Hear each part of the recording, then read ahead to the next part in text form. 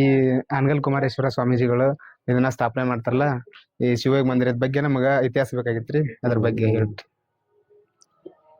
1909ರಲ್ಲಿ ಕುಮಾರ ಶಿವಯೋಗಿಗಳು 1909 ರೀ. ಶಿವಯೋಗಿಗಳು ಈ ಶಿವಯೋಗ ಮಂದಿರವನ್ನ ಸ್ಥಾಪನೆಯನ್ನ ಮಾಡ್ತಾರೆ. ಓಕೆ. ಉದ್ದೇಶ ನಾಡಿನಾದ್ಯಂತ ಆಚಾರ ವಿಚಾರಗಳನ್ನ ಬಿತ್ತರಿಸ್ತಕ್ಕಂಥವ್ರು ಮಠಾಧಿಪತಿಗಳು. ಅಂತ ಮಠಾಧಿಪತಿಗಳಿಗೆ ಒಂದು ಯೋಗ್ಯವಾಗಿರ್ತಕ್ಕಂಥ ಶಿಕ್ಷಣವನ್ನು ಪಡ್ಕೊಳ್ತಕ್ಕಂಥ ಹಾಗೂ ಆಚಾರ ವಿಚಾರವನ್ನ ಕಲಿತಕ್ಕಂಥ ಒಂದು ಕೇಂದ್ರವನ್ನ ಸ್ಥಾಪನೆ ಮಾಡಬೇಕು. ಅವರಿಂದ ನಾಡಿನಾದ್ಯಂತ ಭಕ್ತರಿಗೆಲ್ಲರೂ ಕೂಡ ಆಚಾರ ವಿಚಾರ ಪರಂಪರೆಯನ್ನ ಬಿತ್ತರಿಸಬೇಕು ಅನ್ನೋ ಉದ್ದೇಶ ಇಟ್ಕೊಂಡು ಅಂತ ಮಠಾಧಿಪತಿಗಳನ್ನ ತಯಾರು ಮಾಡ್ತಕ್ಕಂಥ ಶಿವಯೋಗ ಮಂದಿರವನ್ನ 1909ರಲ್ಲಿ ಶಿವಯೋಗ ಮಂದಿರವನ್ನ ಸ್ಥಾಪನೆ ಮಾಡುವುದರ ಮುಖಾಂತರವಾಗಿ ಈ ಶಿವಯೋಗ ಮಂದಿರದ ಮುಖಾಂತರವಾಗಿ ಇಲ್ಲಿಯವರೆಗೆ ಶಿವಯೋಗ ಮಂದಿರವನ್ನ ಪ್ರಥಮವಾಗಿ ಸ್ಥಾಪನೆ ಮಾಡಿದಂತ ಸಂದರ್ಭದೊಳಗ 7 ಮಂದಿ ಸಪ್ತ ಸಾಧಕರು ಅಂತ ನಾವು ಕರಿತೀವಿ. 7 ಮಂದಿ ಸಾಧಕರಿಂದ ಬಾಲಕರಿಂದ ಶಿವಯೋಗ ಮಂದಿರದ ಪ್ರಾರಂಭ ಆಗ್ತದೆ.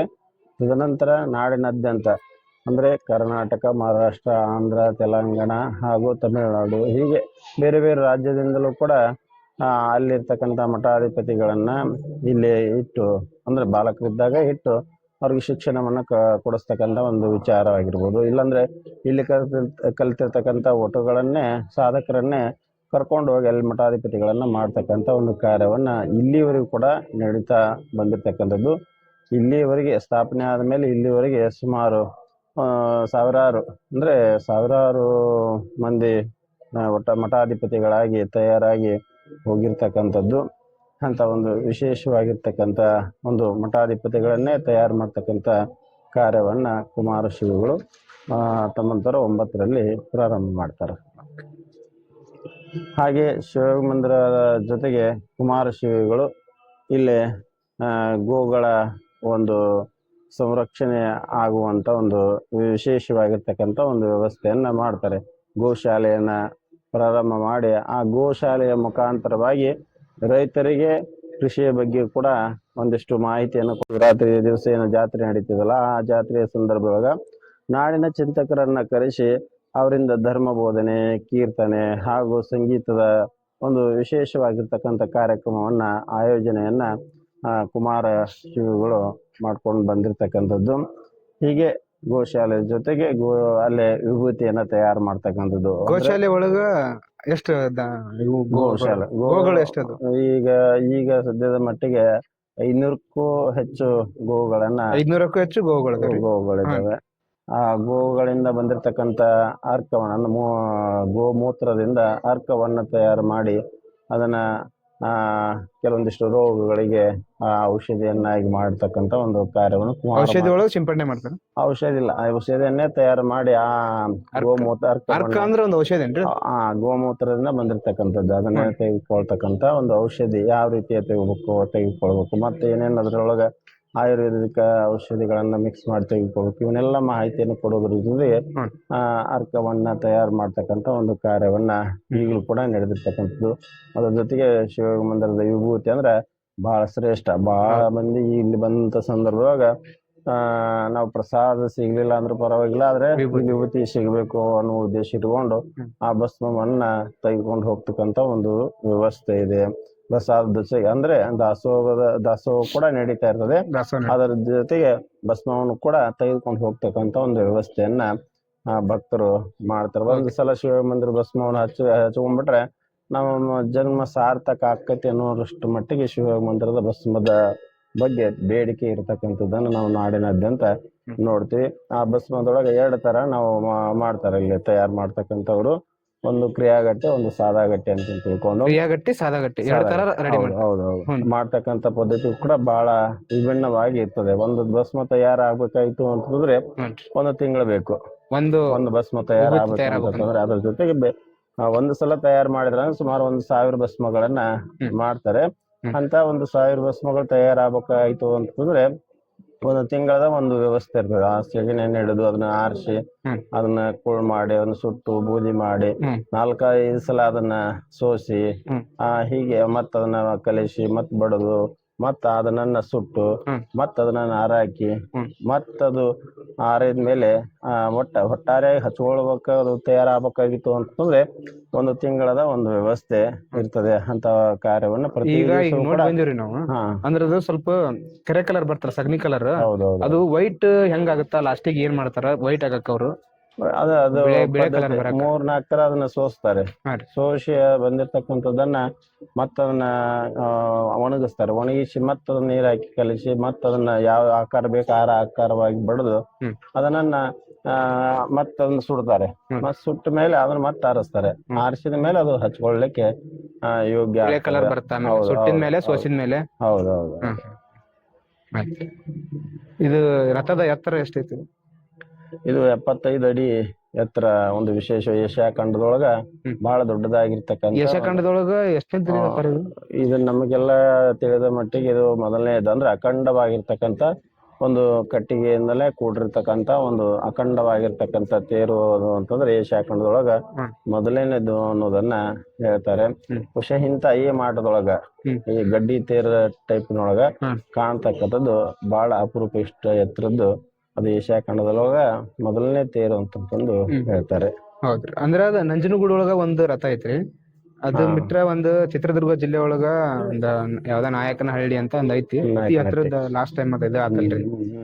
ಅದು ಗಡ್ಡಿ ತೇರಿಲ್ಲ, ಈ ತರ ಕಟ್ಗಿದಿಲ್ಲ. ಅದೇ ಬೇರೆ ಬೇರೆ ಆಕಾರದೊಳಗ ಬೇರೆ ಬೇರೆ ಟೈಪ್ ಏಷ್ಯಾ ಖಂಡದೊಳಗ ಅತಿ ಹತ್ತರದ ರಥ. ಗಡ್ಡಿ ತೇರ್ ಅಂತಂದು ಕರಿತಾರೆ. ಇದ್ರೊಳಗ 3 ಟೈಪ್ ಹಿಂಗ್ ಬರ್ತಾವ ಆಟಗಳು. ಅದನ್ನ ಶಾಸ್ತ್ರೋಕ್ತವಾಗಿ ಮಾಡಿರ್ತಕ್ಕಂಥ ಒಂದು ಅಪರೂಪದ ಗಡ್ಡಿ ತೇರು ಅದು ಶಿವಮೊಗ್ಗ ಮಂದಿರದ್ದು ಅನ್ನೋದನ್ನ ಬಹಳ ಮಂದಿ ಬೇರೆ ಬೇರೆ ಕಡೆಯಿಂದ ಬಂದಂತವ್ರು ಕೂಡ ಇದನ್ನ ಉಲ್ಲೇಖ ಮಾಡಿರ್ತಕ್ಕಂಥದ್ದನ್ನ ನಾವು ನೋಡ್ತೀವಿ. ಇಂಥ ಒಂದು ಶಿವಮೊಗ್ಗ ಮಂದಿರ ಪದ್ಧತಿ ಒಳಗ ಇಲ್ಲಿ ಕುಮಾರಶಿವಗಳು ಕೇವಲ ಸ್ವಾಮಿಗಳನ್ನಷ್ಟೇ ತಯಾರು ಮಾಡ್ಲಿಲ್ಲ. ನಾವ್ ಇವತ್ತು ಗದಗ ಪುಣ್ಯಾಶ್ರಮವನ್ನ ನೋಡ್ತೀವಿ. ಸಂಗೀತಕ್ಕೆ ಒಂದು ವಿಶೇಷವಾಗಿರ್ತಕ್ಕಂಥ ಕೊಡುಗೆಯನ್ನು ಕೊಟ್ಟಿರ್ತಕ್ಕಂಥ ಆಶ್ರಮ ಅಂತಂದ್ರೆ ಅದು ಗದಗಿನ ವೀರೇಶ್ವರ ಪುಣ್ಯಾಶ್ರಮ ಅಂತ ಸ್ಥಾಪನೆ ಮಾಡಿದ ವೀರೇಶ್ವರ ಪುಣ್ಯಾಶ್ರಮವನ್ನ ಸ್ಥಾಪನೆ ಮಾಡಿರ್ತಕ್ಕಂಥವ್ರು ಗಾನಯೋಗಿ ಪಂಚಾಕ್ಷರ ಶಿವಯೋಗಿಗಳು.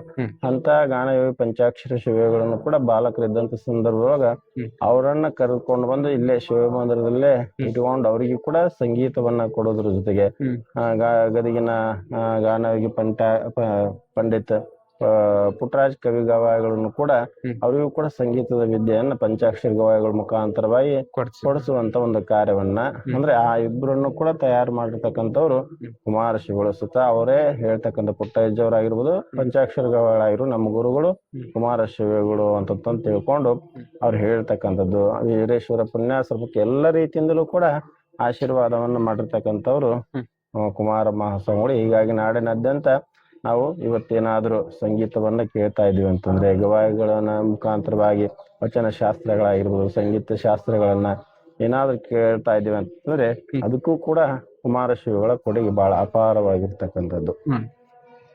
ಇದಷ್ಟೇ ಅಲ್ಲದೆ ಎಲ್ಲ ಸಂಗೀತ, ಇದು ಗೋವುಗಳು ಮತ್ತೆ ವಿಭೂತಿ ರೆಡಿ ಮಾಡೋದಾಗಿರ್ಲಿ, ದಾಸೋಹ, ಇದಷ್ಟೆಲ್ಲ ಸಮಾಜಕ್ಕೆ ಕೊಡುಗೆ ಕೊಟ್ಟುವಂತ ಕುಮಾರಶಿವಗಳು ಇಲ್ಲಿ ಕಲಿತು ಹೋಗ್ತಕ್ಕಂತ ಎಲ್ಲ ಮಠಾಧಿಪತಿಗಳು ಒಂದ್ ಹೇಳ್ತಿದ್ರು, ಧರ್ಮ ಬೋಧನೆಯ ಜೊತೆಗೆ ಶಿಕ್ಷಣವನ್ನ ನಿಮ್ಮ ಮಠದ ಮುಖಾಂತರ ಕೊಡಬೇಕು, ಸಾಧ್ಯ ಆದಷ್ಟು ಮಾಡ್ರಿ. ಅದ್ರ ಜೊತೆಗೆ ಪ್ರತಿಯೊಂದು ಮಠದಿಂದಲೂ ಕೂಡ ದಾಸೋಹವನ್ನು ಪ್ರಾರಂಭ ಮಾಡ್ಬೇಕು. ಹಸಿದವರಿಗೆ ಹೊಟ್ಟೆಯನ್ನ ತುಂಬಿಸ್ತಕ್ಕಂತ ಒಂದು ದಾಸೋಹ ಸೇವೆಯನ್ನ ನೀವು ಪ್ರತಿಯೊಂದು ಮಠದಿಂದಲೂ ಕೂಡ ಮಾಡ್ಬೇಕೆನ್ನುವುದನ್ನ ಕುಮಾರ ಮಹಾಸ್ವಾಮಿಗಳು ಎಲ್ಲ ಮಠಾಧೀಶರಿಗೆ ಹೇಳ್ತಿದ್ರು.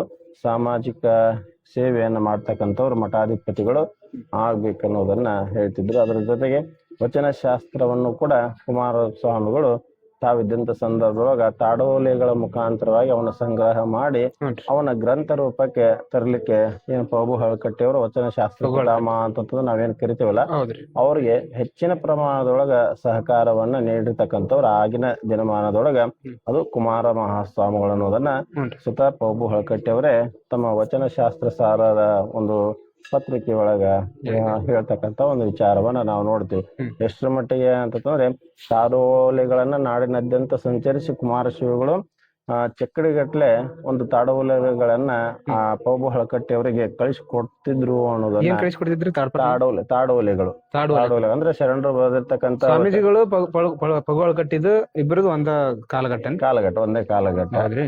ಅಂದ್ರೆ ಅವರೆಲ್ಲ ಪೌಬು ಹಳಕಟ್ಟಿ ಅವರು ಅಂತಂದ್ರೆ ವಚನ ಶಾಸ್ತ್ರವನ್ನ ಅದು ಈಗಿನ ಒಂದು ಕನ್ನಡಕ್ಕೆ ಅನುವಾದವನ್ನ ಮಾಡಿ ವಚನ ಶಾಸ್ತ್ರವನ್ನ ಒಂದು ಗ್ರಂಥ ರೂಪಕ್ಕೆ ತಂದಿರ್ತಕ್ಕಂಥವ್ರು ಪೌಬು ಹಳಕಟ್ಟಿ. ಅಂದ್ರೆ ಬೇರೆ ಬೇರೆ ಶರಣರ ವಚನಗಳು ತಾಡೋಲೆಗಳು ಇದ್ವು. ಆ ತಾಡೋಲೆಗಳನ್ನ ಸಂಗ್ರಹ ಮಾಡಿ ಆ ಶರಣರೆಲ್ಲ ವಚನಗಳನ್ನ ಒಂದು ಗ್ರಂಥ ರೂಪಕ್ಕೆ ಒಂದೇ ಕಡೆ ಬರ್ತಕ್ಕಂಥ ಒಂದು ಕಾರ್ಯವನ್ನ ಮಾಡಿರ್ತಕ್ಕಂಥವ್ರು ಪೌಬು ಹಳಕಟ್ಟಿ ಅವರು. ಅಂತವ್ರಿಗೆ ಸಹಕಾರವನ್ನ, ಹಣಕಾಸಿನ ಸಹಕಾರ ಆಗಿರ್ಬೋದು, ತಾಡೋಲೆಗಳನ್ನ ಕೊಡಿಸುವಂತ ಒಂದು ವ್ಯವಸ್ಥೆಯನ್ನ ಕುಮಾರ ಮಹಾಸ್ವಾಮಿಗಳು ಮಾಡಿರ್ತಕ್ಕಂಥದ್ದು. ಇಲ್ಲೇ ಗೋವುಗಳನ್ನ ಭಕ್ತರು ಬಿಟ್ಟು ಹೋಗ್ತಾರ ನೋಡ್ರಿ. ಯಾವ ತರ ಏನು ಅಷ್ಟು 500 ಅದಾವಲ್ಲ ಗೋವುಗಳು, ಭಕ್ತರು ಬಿಟ್ಟು ಹೋಗ್ತಾರ. ಕೆಲವೊಂದಿಷ್ಟು ಭಕ್ತರೇ ಇಲ್ಲಿ ಕೊಡ್ತಕ್ಕಂತ ಒಂದು ವ್ಯವಸ್ಥೆಯನ್ನ ನಾವು ನೋಡ್ತೀವಿ. ಹಾಗೆ ನಾವು ಮಠಾಧಿಪತಿಗಳಾದಂತವ್ರು ಗೋವುಗಳನ್ನ ರಕ್ಷಣೆ ಮಾಡ್ಬೇಕು, ಅವನನ್ನ ಕಟಗರಿ ಕೊಡಬಾರದು, ಅದರಿಂದ ಬಹಳ ಯೋಗ್ಯ ಎಲ್ಲಾ ರೀತಿಯಿಂದಲೂ ಕೂಡ ನಮ್ಮ ಧರ್ಮಕ್ಕಾಗಿರ್ಬೋದು ಹೌದು ಅವ್ನ್ ಕೊಡಬಾರ್ದು ಅನ್ನೋ ಉದ್ದೇಶ ಇಟ್ಕೊಂಡು ಇಲ್ಲೇ ಅಂದ್ರೆ ವಯಸ್ಸಾದ ಮೇಲೆ ಮನೆಯೊಳಗ ಅವನನ್ನ ಸಾಕ್ತಕ್ಕಂತ ಒಂದು ವ್ಯವಸ್ಥೆನ ಕಡಿಮೆ ಆದಂತ ಸಂದರ್ಭದೊಳಗ ಅವ್ನು ಇಲ್ಲಿ ಕೊಡ್ರಿ ಅಂತಂದು ಹೇಳಿದಾಗ ಇಲ್ಲಿ ಕೊಟ್ಟು ಹೋಗ್ತಾರೆ. ಹಾಗೆ ಕೆಲವೊಂದಿಷ್ಟು ಮನೆಯೊಳಗೆ ಅವ್ರ ಗೃಹ ಪ್ರವೇಶ ಇದ್ದಾಗ ಅವ್ರಿಗೆ ಏನೋ ಒಂದಿಷ್ಟು ಕೊಡ್ಬೇಕು ಅಂತಂದು ಬಂದಾಗ ಆ ರೂಪದೊಳಗೆ ಕೂಡ ತಮ್ಮ ನೆನಪಿಗಾಗಿ ಒಂದಿಷ್ಟು ಗೋವುಗಳನ್ನ ಇಲ್ಲಿ ಕೊಟ್ಟು ಹೋಗ್ತಕ್ಕಂತ ಒಂದು ವ್ಯವಸ್ಥೆ. ಗೋಗಳ ಸಂಖ್ಯೆ ಕಡಿಮೆ ಆದಾಗ ಸ್ವತಃ ಸಂಸ್ಥೆದವರೇ ಒಂದಿಷ್ಟು ಗೋಗಳಂದ್ರೆ ಅದು ಭಸ್ಮವನ್ನ ತಯಾರು ಮಾಡ್ಲಿಕ್ಕೆ ಗೋಮಯ ಅಂದ್ರೆ ಸಗಣಿ ಬಹಳ ಅವಶ್ಯವಾಗಿ ಬೇಕಾಗಿರೋದ್ರಿಂದ ಇಷ್ಟು ಸಂಖ್ಯೆಗಳ ಕಡಿಮೆ ಆದಂತ ಸಂದರ್ಭದೊಳಗ ಗೋವುಗಳನ್ನ ತೆಗೆದುಕೊಂಡು ಇಲ್ಲಿ ಸಾಕ್ತಕ್ಕಂತ ವ್ಯವಸ್ಥೆ ಕೂಡ ಇದಿದೆ. ಶುದ್ಧ ಒಂದು ದೇಶೀಯ ಆಕಳಿಂದಲೇ ಆ ಭಸ್ಮವನ್ನ ಮಾಡ್ತಕ್ಕಂಥದ್ದು. ದೇಶೀಯ ಆಕಳುಗಳನ್ನ ನಾವು ಬಹಳ ಅಪರೂಪವಾಗಿ, ಯಾವುದೇ ರಾಸಾಯನಿಕ ಕೆಮಿಕಲ್ ಹಾಕುವುದಿಲ್ಲ. ಬೇರೆ ಬೇರೆ ತಳಿಯ ಆಕಳುಗಳಿಂದ ಆ ಸಗಣಿಯನ್ನ ಉಪಯೋಗ ಮಾಡಿ ಭಸ್ಮವನ್ನು ಮಾಡೋದಿಲ್ಲ. ಅಂದ್ರೆ ದೇಶೀಯ ಆಕಳದಿಂದಲೇ ಭಸ್ಮ, ಶಿವಯೋಗ ಮಂದಿರದ ಭಸ್ಮ ತಯಾರಾಗ್ತಕ್ಕಂತ ಒಂದು ವ್ಯವಸ್ಥೆ. ನೀವಲ್ಲೆಲ್ಲ ನೋಡಿರ್ಬೋದು, ಅಲ್ಲೆಲ್ಲ ಅವ್ರ ಕಡೆ ಕೂಡ ಮಾಹಿತಿಯನ್ನು ಕೇಳಿ ನೀವು ಬೇಕಾದ್ರೆ. ದೇಶೀಯ ಒಂದು ಆ ಗೋ ಸೆಗಣಿಯಿಂದನೇ ನಾವು ಭಸ್ಮವನ್ನ ಇಲ್ಲಿ ಶಿವಮೊಗ್ಗದ ಮುಖಾಂತರವಾಗಿ ಮಾಡ್ತಕ್ಕಂಥ ಒಂದು ವ್ಯವಸ್ಥೆ ಇದೆ. ಈ ಜಾತ್ರಾ ಮಹೋತ್ಸವದೊಳಗ ಇಲ್ಲಿ ಕಲಿತು ಹೋಗಿರ್ತಕ್ಕಂಥ ನೂರಾರು ಮಠಾಧಿಪತಿಗಳು ಜಾತ್ರೆಗೆ ಬಂದು ಹೋಗ್ತಕ್ಕಂಥ ಒಂದು ವ್ಯವಸ್ಥೆಯನ್ನ ನಾವು ನೋಡ್ತೀವಿ. ಬಹುಶಃ ಇಷ್ಟು ದೊಡ್ಡ ಪ್ರಮಾಣದೊಳಗ ಸ್ವಾಮಿಗಳು ಜಾತ್ರೆಗೆ ಬರ್ತಕ್ಕಂಥದ್ದು ಅಂತಂದ್ರೆ ಅದು ಶಿವಯೋಗ ಮಂದಿರ ಮಾತ್ರ ಅನ್ನೋದನ್ನ ನಾವು ಬಹಳ ಹೆಮ್ಮೆಯಿಂದ ಹೇಳ್ತಕ್ಕಂಥ ಒಂದು ವಿಶೇಷ. ಅದರೊಳಗ ಈ ಜಾತ್ರೆ ಅಂತಂದ್ರೆ ಇದು ಜನರ ಜಾತ್ರೆ ಅಲ್ಲ, ಇದು ಸ್ವಾಮಿಗಳ ಜಾತ್ರೆ ಅನ್ನೋದನ್ನು ಕೂಡ ಬಹಳ ದೊಡ್ಡ ದೊಡ್ಡ ವಿದ್ವಾಂಸರು ಕೂಡ ಹೇಳಿರ್ತಕ್ಕಂಥದ್ದು. ಹೀಗಾಗಿ ಈ ಜಾತ್ರೆಯೊಳಗ ಸಾವಿರಾರು ಮಂದಿ ಮಠಾಧಿಪತಿಗಳು ಜಾತ್ರಾ ಮಹೋತ್ಸವದ ಸಂದರ್ಭದೊಳಗ, ತೇರಿನ ಸಂದರ್ಭದೊಳಗ ನೀವೆಲ್ಲ ನೋಡ್ತೀರಿ. ಇಷ್ಟೊಂದು ದೊಡ್ಡ ಪ್ರಮಾಣದೊಳಗ ಸಾವಿರಾರು ಮಂದಿ ಮಠಾಧಿಪತಿಗಳು ಈ ಜಾತ್ರಾ ಮಹೋತ್ಸವಕ್ಕೆ ಬಂದು ಹೋಗ್ತಾರೆ. ಎಲ್ಲರಿಂದ ಬರ್ತಾರೆ ಅಪ್ಪಾರ ಸ್ವಾಮೀಜಿಗಳು? ಈಗಾಗಲೇ ಹೇಳಿದಾಗೆ ನಾವು ಕರ್ನಾಟಕದೊಳಗ, ಕರ್ನಾಟಕ, ಮಹಾರಾಷ್ಟ್ರ, ಆಂಧ್ರ, ತೆಲಂಗಾಣ, ತಮಿಳುನಾಡು, ಬೇರೆ ಬೇರೆ ಇಲ್ಲಿ ಕಲ್ತು ಹೋಗಿರ್ತಕ್ಕಂಥದ್ದು. ಮತ್ತೆ ಕುಮಾರಸ್ವಾಮಿ ಬಗ್ಗೆ ಬಹಳ ಅಭಿಮಾನವುಳ್ಳಂಥವ್ರು, ಧರ್ಮದ ಬಗ್ಗೆ ಅಭಿಮಾನವುಳ್ಳಂಥವ್ರು ಈ ಕ್ಷೇತ್ರಕ್ಕೆ ಪ್ರತಿ ವರ್ಷ ಬಂದು ಅವಾಗ ಬಂದು ಹೋಗ್ತಾರೆ. ಆದ್ರೆ ಜಾತ್ರಾ ಮಹೋತ್ಸವದೊಳಗೆ ಬಹಳ ಹೆಚ್ಚಿನ ಪ್ರಮಾಣದೊಳಗ ಮಠಾಧಿಪತಿಗಳು ಬಂದು ದರ್ಶನವನ್ನ ತೆಗೆದುಕೊಂಡು ಹೋಗ್ತಕ್ಕಂತ ಒಂದು ವ್ಯವಸ್ಥೆ ಇದೆ. ನಿಮ್ಮ ಹೆಸರು? ನಮ್ಮ ಹೆಸರು ಶಿವಬಸವ ಸ್ವಾಮಿಗಳು, ವಿರಕ್ತ ಮಠ ಅಕ್ಕಿಆಲೂರು. ಶಿವಬಸವ ಸ್ವಾಮಿಗಳು ವಿರಕ್ತ ಮಠ ಅಕ್ಕಿಆಲೂರು. ಯಾವಾಗ್ಲೂ ಇಲ್ಲೇ ಇರ್ತೀರಿ ನೀವು?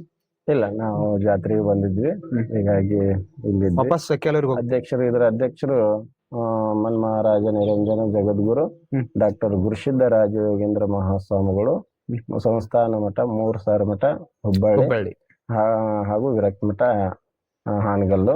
ಹಾಗೆ ಇದರ ಉಪಾಧ್ಯಕ್ಷರು ಶ್ರೀಮಣಿಪುರ ಸದಾಶಿವ ಮಹಾಸ್ವಾಮಿಗಳು ಹುಕ್ಕೇರಿ ಮಠ ಹಾವೇರಿ, ಇವರು ಉಪಾಧ್ಯಕ್ಷರು. ಹಾಗೂ ಇದರದೇ ಆಗಿರ್ತಕ್ಕಂಥ ಒಂದು ಟ್ರಸ್ಟಿ ಕಮಿಟಿ ಇದೆ.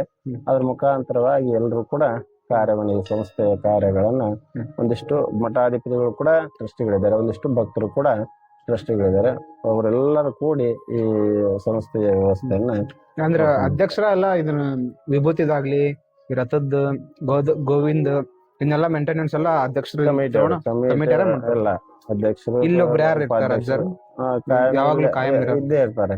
ಹ್ಮ್ ಅಧ್ಯಕ್ಷರಾಗಿರ್ಬೋದು, ಉಪಾಧ್ಯಕ್ಷರಾಗಿರ್ಬೋದು, ಟ್ರಸ್ಟಿಗಳಾಗಿರ್ಬೋದು, ಒಟ್ಟ ಎಲ್ಲ ಯಾವ ಸಂದರ್ಭ ಬಂದ್ರು ಕೂಡ ಇಲ್ಲೊಬ್ಬರು ಮಠಾಧಿಪತಿಗಳು ದರ್ಶನಕ್ಕೆ ಹಾಗೂ ಮಾಹಿತಿಯನ್ನು ಕೊಡ್ಲಿಕ್ಕೆ ಇದ್ದೇ ಇರ್ತಾರೆ. ಅಂದ್ರೆ ಅದನ್ನೆಲ್ಲ ಕೆಲಸದ್ದು ಅದೆಲ್ಲ ಮೇವು ಅದನ್ನೆಲ್ಲ ದನ ನೋಡ್ಕೊಳೋದು, ಗೋವುಗಳನ್ನ ನೋಡ್ಕೊಳೋದು ಇದೆಲ್ಲ ಮೇಂಟೆನೆನ್ಸ್ ಯಾರೊಬ್ರು ಸ್ವಾಮೀಜಿಗಳು ಇರ್ತಾರ ಯಾವಾಗ.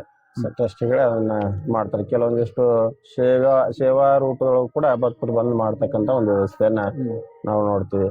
ಗೋವುಗಳಿಗಾಗಿ ಸೇವೆಯನ್ನು ಮಾಡ್ತಕ್ಕಂಥ, ಮೇವನ್ನ ಕೊಡ್ತಕ್ಕಂಥ ಕಾರ್ಯವನ್ನ ಪ್ರತಿ ವರ್ಷ ಇಲ್ಲಿ ಸುತ್ತಮುತ್ತಲ ಹಳ್ಳಿಯ ಎಲ್ಲ ಭಕ್ತರು ಕೂಡ ಈ ಗೋವುಗಳಿಗಾಗಿ ಮೇವನ್ನ ಸಂಗ್ರಹ ಮಾಡಿ ಕೊಡ್ತಕ್ಕಂಥ ಒಂದು ಕಾರ್ಯವನ್ನ ಮಾಡ್ತಾರೆ. ಬಹುಶಃ ಸಾಧ್ಯ ಆದ್ರೆ ನೀವು ಆ ಮೇವನ್ನ ತಂದು ಕೊಡುವಂತ ಸಂದರ್ಭದೊಳಗೆ ರೈತರು ಯಾವ ರೀತಿಯಾಗಿ ತಂದು ಕೊಡ್ತಾರೆ ಅದನ್ನು ಕೂಡ ನೀವು ವೀಕ್ಷಣೆಯನ್ನ ಮಾಡ್ಬೋದು. ಸಾಧ್ಯ ಆದ್ರೆ ನೀವು ಕೂಡ ಹಳ್ಳಿ ಒಳಗೆ ಸಂಪರ್ಕ ಜನರಿದ್ರೆ, ರೈತರಿದ್ರೆ ಶಿವಮಂದಿರ ಗೋವುಗಳಿಗೆ ಮೇವನ್ನ ಸಂಗ್ರಹ ಮಾಡಿಕೊಡ್ರಿ ಎಂದು ಕೂಡ ನೀವು ತಿಳಿಸಬಹುದು. ಇನ್ನೂ ಹೆಚ್ಚಿನ ಪ್ರಮಾಣದೊಳಗೆ ಅದರೊಳಗೆ ಕೆಲಸಗಳಿರುತ್ತೆ. ಕ್ರಿಯಾಗಟ್ಟಿ ಇನ್ನೊಂದ್ ಯಾವ್ದು ಅಂದ್ರಲ್ಲ, ಸಾದಾಗಟ್ಟಿ ಸದಾಗಟ್ಟಿ ಅಂತಂದ್ರೆ ಅವು ಮಾಡ್ತಕ್ಕಂಥ ವಿಧಾನಗಳು ಸ್ವಲ್ಪ ಕಡಿಮೆ ಇರ್ತವೆ. ಅದನ್ನ ಭಕ್ತರೆಲ್ಲ ಅದನ್ನ ಹಚ್ಕೊಳ್ಲಿಕ್ಕೆ ಉಪಯೋಗ ಮಾಡ್ತಿದ್ರು.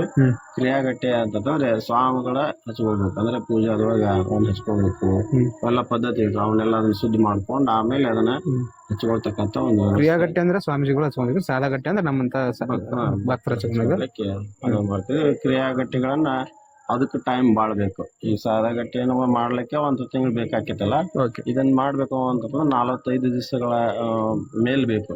ಇದಾದ್ರೆ ಒಂದು 24 ತಾಸೊಳಗ ಮಾಡ್ಬೋದು. ಇಲ್ಲ, ಒಂದು ಭಸ್ಮ ತಯಾರಾಗಬೇಕು ಅಂತಂದ್ರೆ 1 ತಿಂಗಳು ಬೇಕು.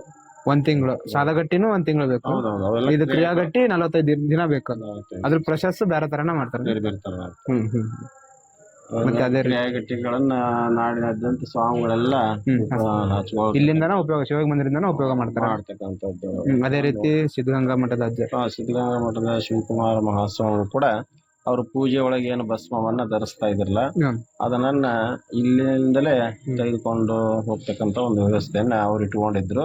ಅವ್ರ ಸೇವಕರ ಮುಖಾಂತರವಾಗಿ ಆಗಿರ್ಬೋದು, ಇಲ್ಲಾಂದ್ರೆ ಇಲ್ಲೇ ಸಂಸ್ಥೆಗೆ ತಿಳಿಸಿದ್ರು. ಅವನ್ನ ಪ್ರತಿ ವರ್ಷ ಒಂದು 6 ತಿಂಗಳಿಗೊಮ್ಮೆ ಇಷ್ಟು ಭಸ್ಮವನ್ನ ಅಲ್ಲಿಗೆ ಮುಟ್ಟಿಸ್ತಕ್ಕಂಥ ಒಂದು ವ್ಯವಸ್ಥೆ ಇತ್ತು. ಈಗೂ ಕೂಡ ಈಗಿನ ಸ್ವಾಮೀಜಿಯವರು ಕೂಡ ಇಲ್ಲಿಂದ ಭಸ್ಮವನ್ನ ತೆಗೆದುಕೊಂಡು ಹೋಗಿ ಉಪಯೋಗ ಮಾಡ್ತಕ್ಕಂಥದ್ದನ್ನ ನಾವು ನೋಡ್ತೇವೆ. ಅಂದ್ರೆ ಅಷ್ಟು ಶ್ರೇಷ್ಠವಾಗಿರ್ತಕ್ಕಂಥದ್ದು, ಅಷ್ಟು ಕ್ರಿಯಾಬದ್ಧವಾಗಿ ತಯಾರು ಮಾಡ್ತಕ್ಕಂಥ ಭಸ್ಮಗಳನ್ನ ಶಿವಯೋಗ ಮಂದಿರದಲ್ಲಿ ಮಾತ್ರ ನಾವು ನೋಡ್ಲಿಕ್ಕೆ ಸಾಧ್ಯ. ಹೀಗಾಗಿ ಅಂತ ಒಂದು ಪಾವಿತ್ರ್ಯತೆಯಿಂದ ಮಾಡಿರ್ತಕ್ಕಂಥ ಭಸ್ಮವನ್ನ ಎಲ್ಲ ಪೂಜೆ ಸಮಯದೊಳಗ ನಾಡಿನಾದ್ಯಂತ ಎಲ್ಲ ಸ್ವಾಮಿಗಳು ಕೂಡ ಅವನ್ನ ಉಪಯೋಗ ಮಾಡ್ತಕ್ಕಂಥ ಒಂದು ವ್ಯವಸ್ಥೆಯನ್ನು ನಾವು ನೋಡ್ತೀವಿ.